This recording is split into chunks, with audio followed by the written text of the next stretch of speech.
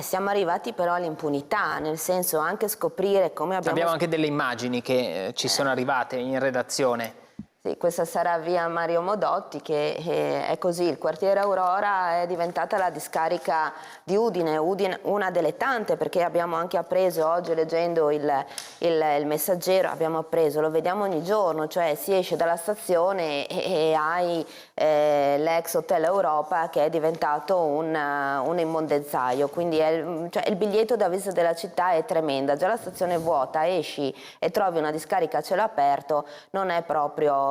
quella l'immagine che vorremmo dare di Udine. Inciviltà sicuramente,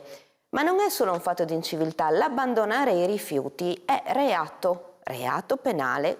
di natura contravvenzionale, non si va in galera a meno che non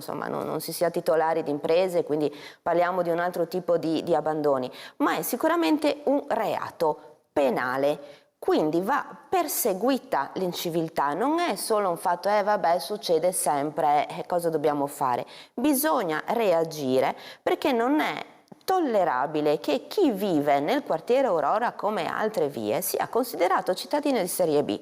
Perché ci sono i cittadini virtuosi che fanno la differenziata, che lasciano i rifiuti o li conferiscono in maniera corretta, però scoprire, come abbiamo scoperto così per caso, perché ero partita sempre dai